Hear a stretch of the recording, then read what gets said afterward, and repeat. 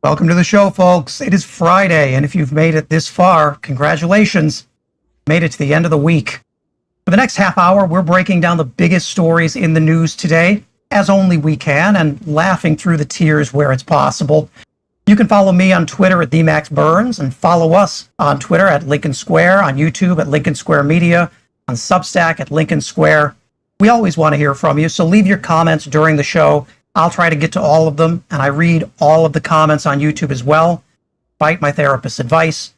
We have an amazing show for you guys today. Let's take a look at the sky outside right now. I think we have some clips. As conditions slowly improve, and I mean slowly, Chicago is still one of the cities with the worst air quality. Smoke from Canadian wildfires is to blame. The pollution forced several major events in the city to be rescheduled, including a Millennium Park Summer Music Series performance and the Chicago Fire match at Soldier Field. Yes, if you woke up to red skies, it is not God punishing America for its collapse into moral depravity. It's a wildfire up in Canada, and it's causing air problems from California all the way up to Maine and down to beautiful New York City. And I'm actually joined right now by Susan Demas, the great Susan Demas. You know her from all across Lincoln Square Media. She's also in Chicago right now. Susan, how is it over there? Well, I love being back in my hometown, but it looks a lot different right now. We're under a coat of smoke like so much of the country. I broke out my masks that I had left over from COVID just to hit the grocery store this morning. And I saw a lot of masks out there. So I think we might be getting some relief over the weekend. Let's hope. Let's hope. And let's hope that these wildfires get under control. They have consumed massive amounts of, especially native land up in Canada. It's been a terrible situation over there, and gnarled things here in New York as well. And it tells you how crazy a week it is that this is not one of our 5 biggest stories of the week. No. So let's jump right into our first story. Last week, we opened the episode talking about Lorenzo Araujo, the Houston man who was fatally shot by an ICE agent. Now we're faced with another fatal shooting in Maine by an ICE officer with a long history of violence. ICE agent David Brulette is the latest example of the Donald Trump administration's failure to vet anyone for ICE jobs, giving anyone a gun and a badge in an effort to enact their mass deportation policies that civil rights groups are now rushing back to court to try and stop again. Now, we heard from Brulette's ex-wife earlier today about his own history. Let's play that clip. And then he's like, well, I need you to lie about my character because this is how, this is what it comes down to is my character. I don't want you talking about any of the abuse in our relationship. This is literally about me, actually. I told him that I was not going to lie for him, that I've waited years to speak my truth. I've been silenced long enough, and now I need to come out with everything because a man lost his life. It was abuse, not only to me, but to our daughter. And even being divorced from him, I've dealt with harassing phone calls, threats of him wanting to kill me. I believe that this man was murdered. I believe that David's mental health played a part in what happened. I think what happened was he was standing there during that operation, had a PTSD moment, and hit fight or flight mode. And unfortunately, a man lost his life due to it. I need you to lie for me, sort of the mantra of the Trump administration. Susan, what needs to happen now? So, I want to just back up a little bit because you were saying how the Trump administration is not properly vetting anyone in ICE or Border Patrol. And I think that's really on purpose. I mean, they certainly could. I mean, I know the extensive training that most people go through to join law enforcement just at the local level. And none of those guardrails are there for ICE. They want violent people. They want people who have deep antipathy towards immigrants and the people that they view as being subhuman and people to subdue and to deport from the country. And so unfortunately, this man who has been ID'd as the shooter in Maine, he is more typical, I think, than not for ICE. And that's why we keep seeing all of these tragedies, because, I mean, this is like the 9th one of the year, the 9th shooting. There have been several dozen people who have been murdered in custody. This is all by design, because the system does not need to work this way. But Stephen Miller and Donald Trump and on, they want it to work this way. Yeah. And the truly scary thing is we're learning from reporting this guy was rejected from military service for severe mental health issues, and then walked into ICE, asked to be recruited, was recruited. And it comes, as you mentioned, at a time when deportations and arrests are ramping up. So Washington Post reporting today that there have been over 1,400 arrests every day of July. I mean, this is a massive surge back into the headlines. And it's a reminder, I think, that this has not gone away. It just operated under the radar for a while, and now it's back with a vengeance. Yeah, at this point last year, even when we were seeing the surge in LA and Chicago, the arrests were only about 300, I believe. Yeah. So that is a massive increase. And, you know, I think that Donald Trump and his administration are really hoping that there is unrest over this. There have been lots of protests. They've been peaceful. But, you know, I think they're certainly hoping to provoke some sort of a response so they can clamp down even more and use this as a further justification to meddle in the November election, send ICE agents to polls and all of that. Yeah, as he's threatened to do. And after Houston, we saw a federal judge ordering ICE to stop all of their traffic stops that were leading to these shootings. Donald Trump has now ordered ICE to ignore the courts, continue with the stops and the arrests. Where does this put us constitutionally, Susan? It is a huge crisis. I mean, when you have the president saying ignore the courts, we have a constitutional crisis, and we have it on multiple fronts. But I mean, this is clear, and this is something that Democrats need to be thinking of in terms of how do we restore the constitutional balance in this country in so many ways. And that's why I think you're having discussions about court packing and about proactive reforms, because the Trump administration is trying to break this government in every which way they can. Yeah.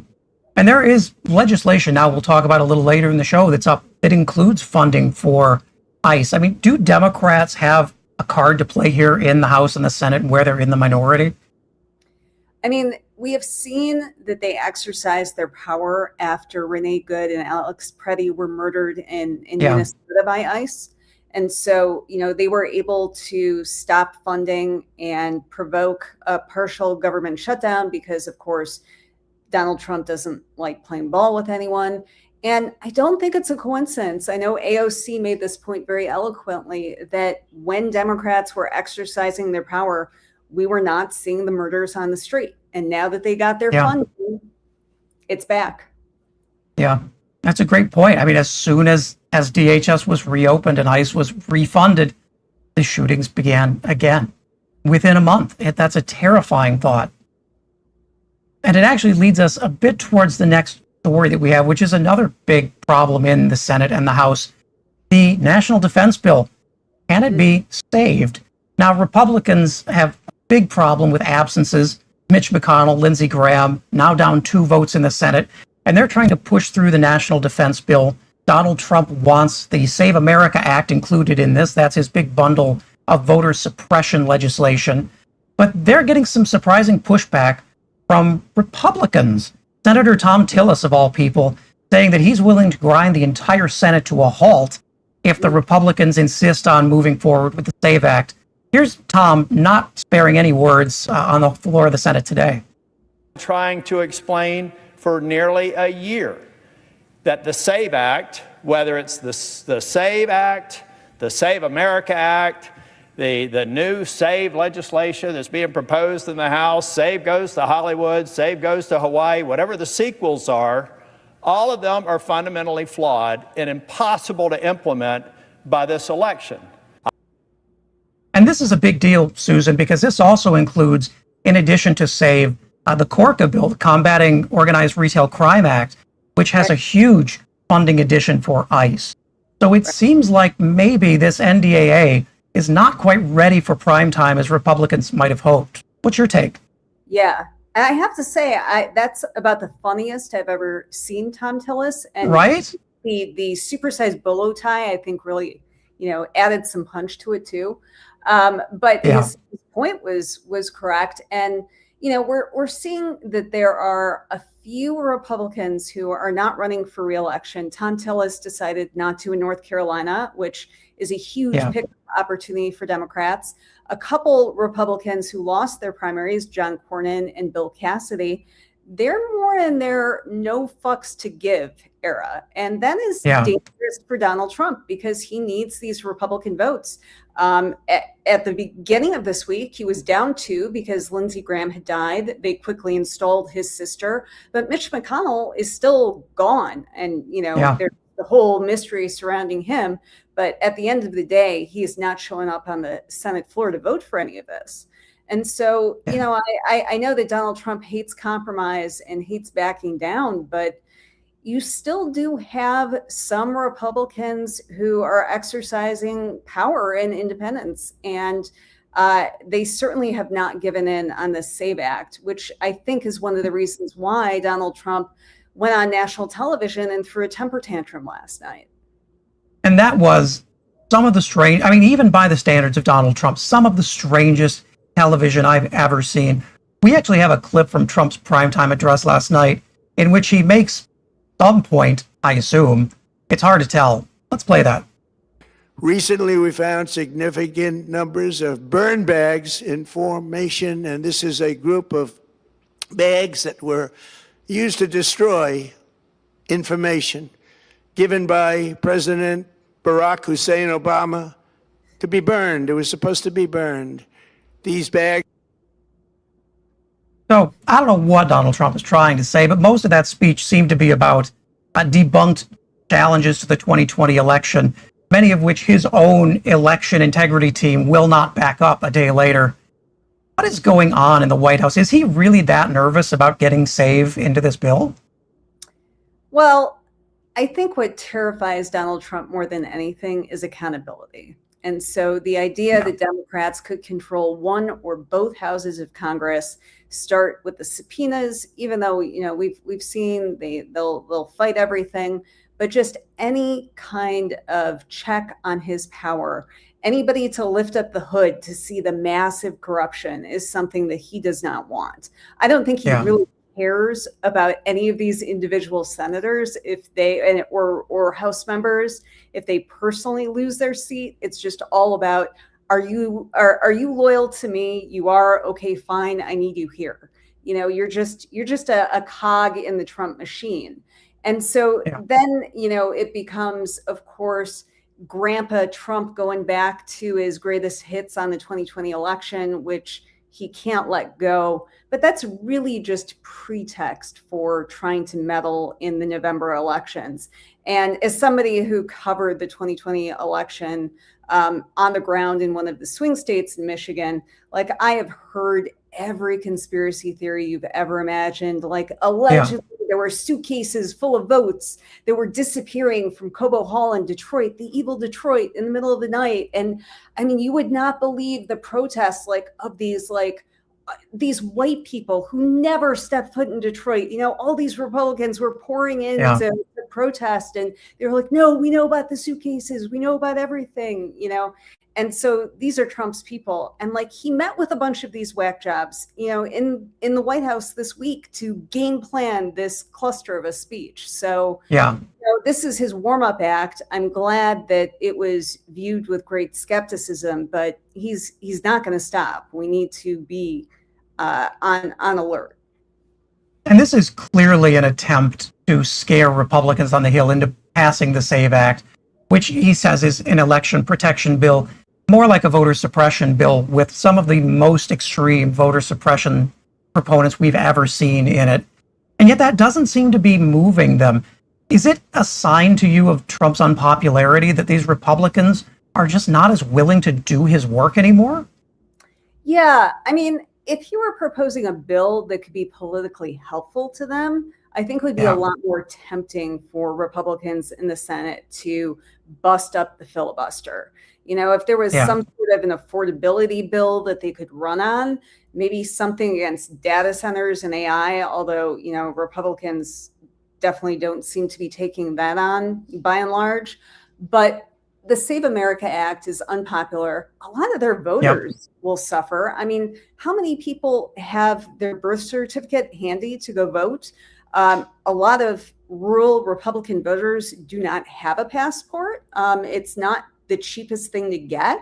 And there's probably going to be a huge backlog if this thing ever passed, and nobody will get it by November. So, I don't think there are that many Republicans that really want to see this pass. And so they're not willing to lay it all on the line for Trump like they were with that awful budget bill, the one big beautiful bill that they passed about a year ago. Because that they liked.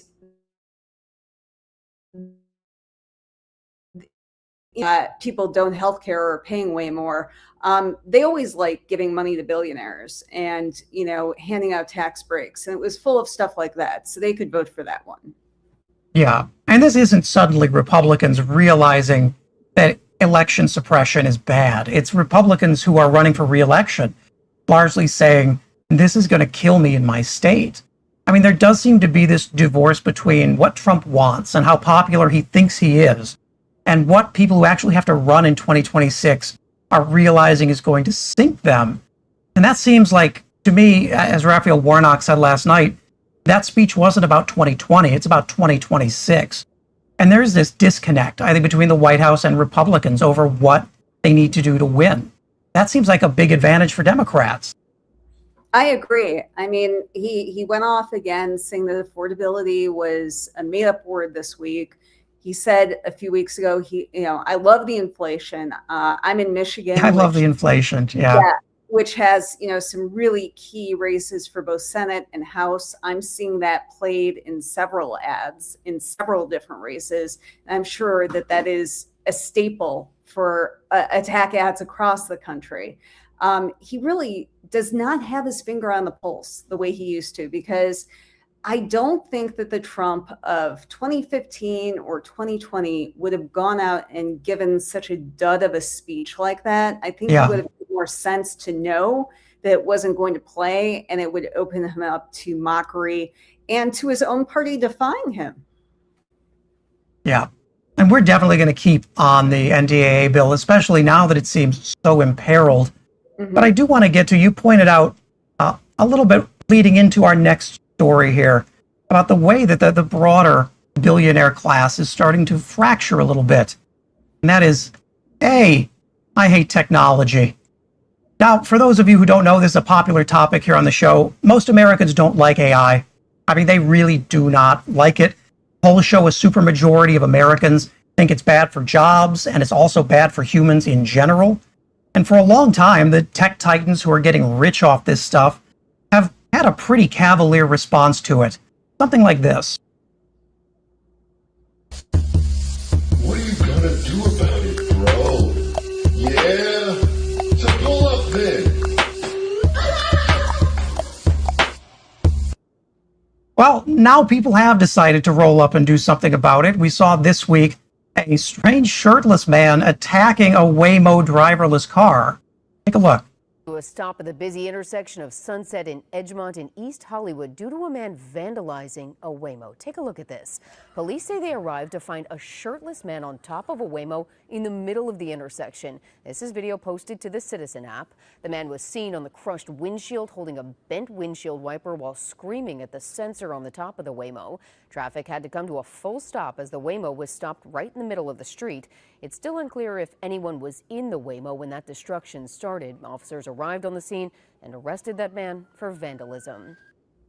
Now, the war on technology's begun, and it's not all fun and games. The Wall Street Journal reporting this week that a growing number of AI tech executives are now in fear of their life, saying a growing number of threats against them have caused them to spend more on security. The number of credible threats against them is rising. Hard to believe the people who want to make self-firing missiles and surveillance technology to track you are so unpopular. Susan, what do you think all this leads to? But I mean, we've seen this, like Elon Musk trying to ban anyone who is posting just information from his private jet, saying that that was like stalking and a threat to his children. You know, when in reality he looked bad and he owns Twitter, so you know he just has been purging anybody who's critical of him. So you know, but I think there is like a tech fever swamp because it's been so taken over by MAGA, and there does seem to be a bubble because every few months you have, you know, these companies like OpenAI, they're like, we're just like, profit is right around the corner. Maybe some more government money will help, but no, it's happening. We're going to like be rich and everything's going to be great. And the you know, goalposts always get shifted and the timeline always gets pushed forward. And so I think between hanging out too much with like Trump guys, maybe the Trump sons, Elon Musk, Peter Thiel, like that's just a recipe for paranoia and for these people to really lose complete touch with what people want. Other than the fact that they know that, hey, maybe we're not terribly popular. Yeah. And you make a great point, is that they seem to be in this sort of more an industry of selling an idea of the future than actually delivering on it. I mean, they haven't actually delivered much of anything, yet they've managed to capture the government. They've made billions, in Elon Musk's case, almost $1 trillion on government contracts and taxpayer money. And it really seems like they are pulling the wool over the eyes of government officials, enriching themselves and producing this technology that doesn't actually seem to help anybody. Yeah. Yeah. And if you just look what's going on at the local level across the country, I mean, in red areas, in blue areas, there is so much opposition to these data centers. And so clearly they're taking a look at that. And, you know, they want to keep the unwashed masses as far away from them as possible in their private jets and compounds. Yeah. And New York now the first state to ban data centers, which is a huge step forward. Maine also looking at that. It seems like we're moving towards another cultural division here. The red states that are just going to let the tech companies essentially turn them into giant company stores, and then blue states that are a little more nervous about it. Like, do you see any of this changing if Democrats take Congress back in November? I hope so. I mean, I do think that one of the storylines that's gotten buried a bit is how much the crypto and AI lobbies have been trying to play in Democratic primaries. We saw this a lot in Illinois, in California, but there are other races as well. And so I think this is one of those divisions within the party. Republicans at the federal level all seem to kind of be on board, but it is interesting when you look at the local level in some really red areas, at least like at the township board level, you are seeing Republicans who are opposing these data centers. It's just, I don't think members of Congress are maybe paying attention. Yeah, certainly. And we definitely have seen this rising. If we want to get Rizbot on the show, though, we'll sit him down for an interview. I would love to hear his thoughts on this. And speaking of your taxpayer money being wasted on nonsense, this story had me furious this week. The White House refunding $49 billion in tariffs that were illegally collected, forced to do this after the Supreme Court ruled them unconstitutional. But consumers who paid the higher prices in the first place didn't see a dime of it. All that money went to corporations, the ones who raised the prices. And it gets even worse because some hedge funds have bought the rights to tariff refunds from struggling small businesses for about 20 to 30 cents on the dollar, which means when those refund checks went out, it was the hedge funds and not the small businesses that got the refunds. And one of those hedge funds is one you might know, called Cantor Fitzgerald. It's led by Commerce Secretary Howard Lutnick's two sons. And now Democrats are asking questions about how the Lutnicks managed to get such a jump on these tariff refunds and how they managed to make so much money on a bet nobody else thought to make. Susan, it is so open-air corruption. It's ridiculous. we are getting fleeced all over the place by Trump. I mean, not just with tariffs. We're all paying so much more for our health care. They've cut SNAP. They've cut aid for families in so many different ways. And the companies are getting all the help in the world between the tax bill last year, the big, beautiful bill.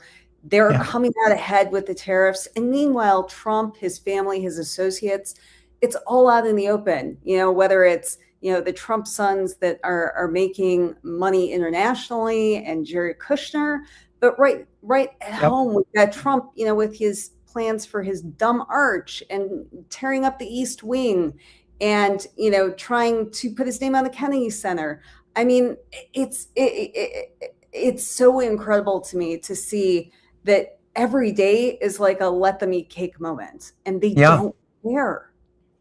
Yeah. And as Democrats predicted and warned, the tariffs are tanking the economy. In June, we refunded twice as much in tariffs as we collected. It ballooned the June budget deficit to $120 billion. I mean, this is one of the most effective economy-destroying policies ever. It's such an own goal. Like, one of the secrets to Trump's first term, in addition to having some adults in place to tell him no, was he kind of just coasted off the Obama economy for a few years. And everyone was like, oh, I guess the businessman knows what he's talking about. Things are cool. But this time he was like, no, I'm doing my stupid tariffs. And he takes a great economy and he does everything he can to destroy it. And then he goes to war with Iran. So he takes care of gas prices too. It's just nuts. It is. And it is a terrible economy for everyone except Trump and people close to him. I want to weave this conversation into our last story of the day here. Donald Trump, the most corrupt president in history. We already knew that, but now the libertarian magazine Reason has run the numbers and found that it's actually factually true. There's tens of billions of dollars run through his connected businesses and friends, mostly from foreign nations and people with business before the government. That includes a newly revealed $500 million kickback to Trump's crypto company, World Liberty Financial, and half of that in untraceable cash from unknown investors who seemingly gave this just as a donation because they like the guy. I mean, Susan, you mentioned you can't hide this kind of corruption. He's not even trying anymore. No. I mean, they brag about it. I can't help but remember when J.D. Vance was speaking at the Nixon Library last month, and Watergate, inevitably came up, and he was just so dismissive. He was like, nowadays that would be a 12-hour story, because literally these people do like 8 Watergates before lunch, and just massive corruption and cover-ups, and they think nobody can stop them, which is why Trump is so paranoid about Democrats winning in the fall, because although he still would have the power of the presidency, the Supreme Court, he can do a whole lot of damage, but he just doesn't want anybody in a position to tell him no and to call out all the things he's doing that we don't even know about. That frightens me, because there's so much more. That was a pretty surreal moment when J.D. Vance basically told the audience Richard Nixon's problem was he really thought too small about crime. Right. You gotta go bigger. And Trump has. I mean, his wealth has jumped $2.2 billion in the last year. His son-in-law, Jared Kushner, has raked in $6 billion to his private equity firm, Affinity Partners. A lot of that from investors who are foreign nations who have trade business before the White House. And surprisingly, they've gotten pretty favorable tariff deals. And the White House wants you to think, of course, that's just a coincidence, Susan. Right. Yeah, it's absolutely staggering. And, we got to give some kudos to Reason for laying this out. I think there are like 3 libertarians out there that, are not pro-Trump at this point. But, the 3 ones who have stuck to their principles and still work at Reason, this was a really interesting report. And the New York Times, the Wall Street Journal, they've done some excellent reporting into the massive corruption. Yeah. And Reason tracked hundreds of these deals. I mean, from no-bid contracts to paint the reflecting pool to $1 billion for a gift ahead of a Trump hotel opening in Albania to Jared Kushner, that $500 million jumbo jet that's now sitting on the tarmac somewhere, $1.7 billion in crypto investments from billionaires who have been indicted for financial fraud related to Bitcoin. Trump does not seem to care where the money comes from as long as it ends up in his pocket. Absolutely. Yeah, he is. You know, even if you trashed him before, if you write him a check now, he's good with you. He just wants the money to keep flowing. I wish people would send me $500 million just because I'm a nice guy. That seems to be what Trump is saying they're doing. Yes, yes. It's because he's just so great. Why wouldn't they? So is there anything about Trump's corruption this term that jumps out to you as different from the first term, which had its own fair share of corruption, to be fair? It's just so much more brazen, and it's been turbocharged. I mean, you know, when Trump came into office, most objective people, you know, back the first time said he wasn't truly a billionaire. This time around, he has made so much money, more money than in his entire life, because basically he's using the full faith and credit of the American government to back him up. Yeah. And now attempting to write corruption into law. I mean, we've seen him cut a deal where the IRS can't investigate him.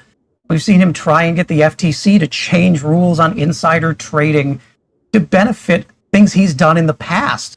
It is horrific. And it's one of the things Democrats honestly have not talked enough about.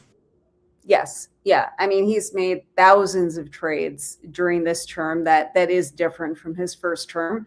And, you know, frankly, that needs to be legislation that Democrats pursue to ban trades for members of Congress and for people in the White House as well, because this kind of corruption is so corrosive. People have really lost faith in their government. And this is the kind of reform, I think, that will be popular with not just Democrats, but a lot of Republican voters as well, and clearly needs to be done.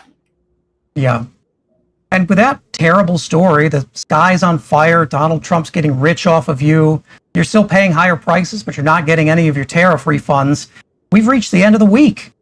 I've been your host, Max Burns, and as always, you can follow Lincoln Square on Substack at Lincoln Square. You can follow us on YouTube at Lincoln Square Media. Let me know what you thought of the show in the comments. I will read them all. It has been an absolute pleasure to have Susan Demas here with us in smoky Chicago today. Susan, how can folks keep in touch with you?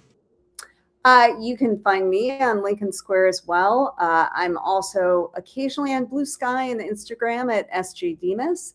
And Max, I want to apologize. I think between the fact that I'm not as funny as some of your other guests and the topics, probably this was a bit of a downer of a show, but it was a pleasure talking to you.